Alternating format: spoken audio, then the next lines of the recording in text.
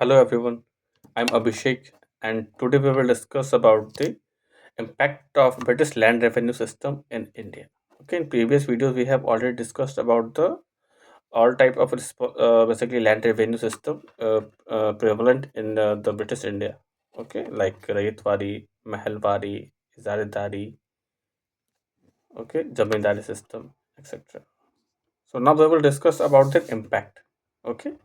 So basically यहाँ पे इसका असर क्या हुआ हमारे पीछे ये यहाँ पे जानने की कोशिश करेंगे। ठीक है, जो अंग्रेजों के द्वारा विभिन्न प्रकार की कर व्यवस्था का प्रयोग किया गया था भारत में, तो उसमें उसकी वजह से हमारे भारत में क्या क्या प्रभाव पड़े। ठीक है, उसको हम लोग यहाँ पे डिस्कस करेंगे या उसकी चर्चा करेंगे। ठीक है, तो यहाँ पे हम पॉइंट वाइज डिस्कस करते हैं। तो हमारा पहला जो पॉइंट है यहाँ पे क्या हुआ कि basically the capitalist transformation of agriculturian life. Okay, तो यहाँ पे क्या हो रहा था कि जो पहले जो हमारा कृषि प्रधान हमारा अर्थव्यवस्था था पूरा कहीं ना कहीं गाँवों का, वो अब कहीं ना कहीं पूंजीवाद की ओर बढ़ता जा रहा था। ठीक है, वो कैपिटलिस्ट में ट्रांसफॉर्म हो रहा था। क्यों हो रहा था? क्योंकि जैसा भी हम लैंड रेवेन्यू सिस्टम में पढ़ा था हमने कि अगर कोई व्यक्ति लैंड रेवेन्यू पे करने में सक्षम होता है या फेल करता है, तो उस स्थिति में क्या हो रहा था कि वैसे लोगों को उनकी ज़मीन दे दी जा रही थी जो कि देने में जो कि कर देने के लिए तैयार थे या सहमत थे या सक्षम थे। ठीक है? उस स्थिति में क्या हो रहा था कि यहाँ जो गरीब लोग हैं उनके पास से क्या हो रहा था, ज़मीन छिन जा रही थी और वैसे व्यक्ति जिनके पास पूँजी थी, पैसे थे पहले से, कहीं न कहीं उनके पास ज़मीन का जो एक्युमुलेशन होते जा रहा था। ठीक है? उनके पास ज़मीन एकत्रित होते जा रही थी। ठीक है? सेकंड पॉइंट क्या था कि हमारा entry of non agrarian class into agriculture. ठीक है, तो जैसा कि मैंने बताया, ये भी आप पिछले पॉइंट्स पे ही आपका रेटेड है। जैसे कि आपका अगर जो किसान पेमेंट नहीं कर पाया और वैसा व्यक्ति जिसके पास पैसा है, तो वो उसके पास जमीन हस्तांतरित हो जाता था। तो हस्तां पैसा किसके पास था? ऑब्वियसली किसान तो वो उतना प्रॉफिट कमा नहीं रहे थे। तो वैसे व्यक्ति जिनके पास जो कि इस कृषि बैकग्राउंड से थे नहीं, ठीक है, बट क्योंकि वो उनके पास पैसा था, वो सक्षम थे जो लगान है उसका भुगतान कर पाने में। तो इस वजह से क्या हो रहा था कि जो ज़मीन जो है आपका, वो किसान की जगह जो किसानी नहीं कर रहे थे, किसी और पेशे में थे, उनके पास ये ज़मीन जा रहा था। ठीक है? फिर क्या होता है लैंडेड हायरार्की, वही जो अगला पॉइंट है वो भी इससे ही जुड़ा हुआ है कहीं न कहीं। लैंडेड हायरार्की यानी कि आपका जिन लोगों के पास पैसा है या फिर पैसे ज़मीन है उनके पास और ज़मीन बढ़ते जा रहे थे, और जो हमारा गरीब जो किसान थे एक्चुअल उन वो क्या होता है दिन पर दिन गरीब होते जा रहे थे, उनके हाथ से ज़मीन छिनती चली जा रही थी। ठीक है?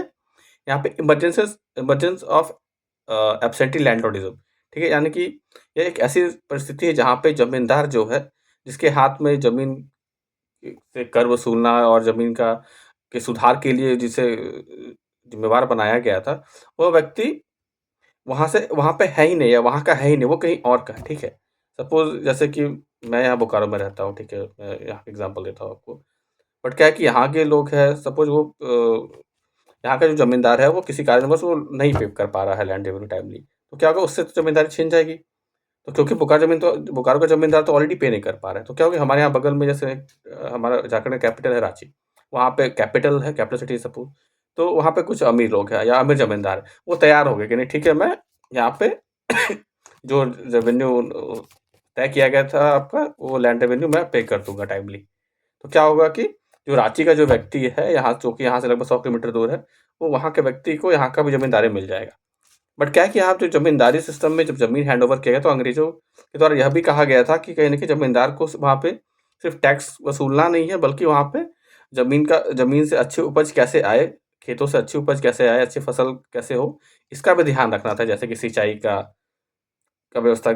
जल का व्यवस्था करना, तो इन चीज़ों का देख-रेख करना, ये सब भी ज़मींदार के अंदर ही ये जो ज़िम्मेवारियाँ हैं इसको निहित किया गया था। लेकिन क्या है कि अब कोई व्यक्ति जो है वो रांची में भी है कि उसका ज़मींदारी रांची में भी चल रहा है, ठीक है?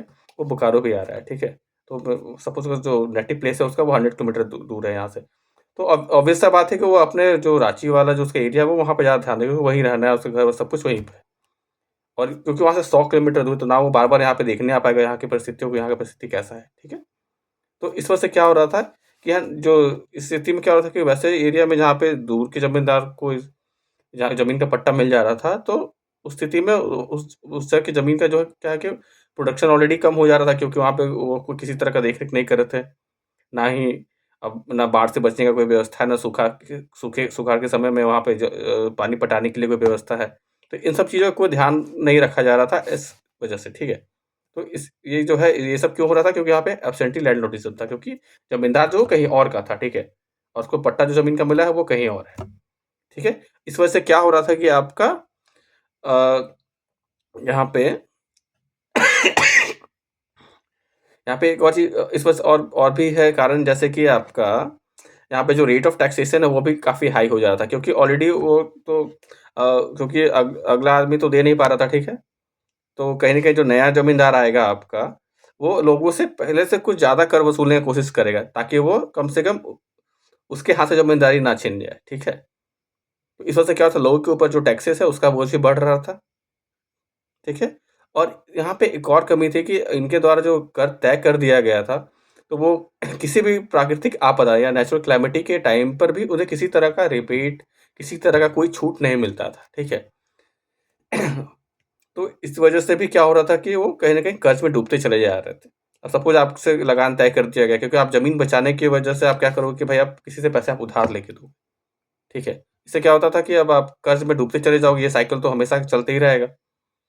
और पहले अभी के जैसा तो था नहीं कि आप मोटर लगा के पानी पटा लिए या फिर ट्रैक्टर से आप खेती कर लिए। आपको तो वही नेचुरल आपका जो पुराना ट्रेडिशनल जो मेथड था उस पे डिपेंडेंट रहना पड़ता था। इस वजह से क्या होता है, किसानों का जो हाल है वो और कहीं न कहीं दिन पर दिन बुरा होते ही जा रहा था। ठीक है? और इस कारण से यह भी हो रहा था कि आपका जो वैसे लोग जो लोग कर्ज़ लेकर जिन्हें कर्ज़ नहीं मिल पा रहा था, जो कर्ज़ लेकर लगान का भुगतान नहीं कर पा रहे थे, उन्होंने क्या किया, भई उन्होंने ज़मीन को अपने हाथ से जाने दिया और कहीं न कहीं किसानी छोड़कर किसी दूसरे पेशे में मज़दूरी करने लगे या कुछ भी दूसरा पेशा कुछ वो चुन लिया। वो किसानी छोड़ दिया फिर। तो क्या हो रहा था कि लोगों के द्वारा किसानी का छोड़ा जाना भी उस समय कहीं न कहीं आम बात होते चला जा रहा था।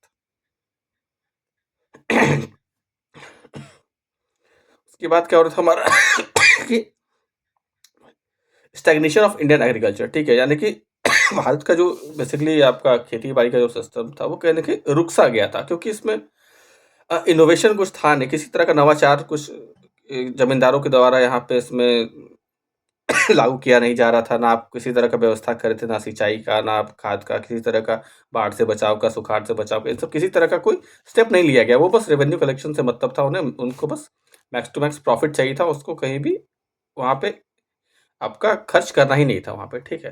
तो क्या हो रहा था कि आपका जो खेती-बाड़ी है इस वजह से वो कहीं न कहीं वो रुकता चला गया, या फिर जैसा था रुक-सा गया या कम होते चला गया। उसका जो आपका जो डेवलपमेंट टाइम के हिसाब से क्या है, किसी भी चीज़ का डेवलपमेंट होना चाहिए, वो बढ़ना चाहिए, वो घटना या रुका हुआ नहीं होना चाहिए। इस वजह से क्या होता है, कहीं न कहीं रुक गया था या फिर कहीं न कहीं कम हो रहा था, ठीक है? और इस समय ही आपका जो प्राइवेट प्रॉपर्टी है उसका आइडिया जो है उस समय कहीं न कहीं डेवलप हुआ, क्योंकि जिनके पास पैसा था आपका वो कहीं न कहीं ज़्यादा से ज़्यादा ज़मीन को अपने पास एक्युमुलेट कर रहे थे उसका टैक्सेस पे करके, ठीक है? ये कुछ जो है आपका इम्पैक्ट्स था आपका British land revenue system in India, ठीक है? तो अंग्रेज़ों के द्वारा जो कर व्यवस्था लागू किया गया था अलग-अलग समय पे, अलग-अलग जगहों पे, उसका ये कुछ परिणाम थे जो अभी हमने यहाँ पे डिस्कस किया। तो फिलहाल इस टॉपिक को हम लोग यहीं पे कंप्लीट करते हैं, बाकी नेक्स्ट वीडियो में मिलते हैं नेक्स्ट टॉपिक के साथ। Thank you.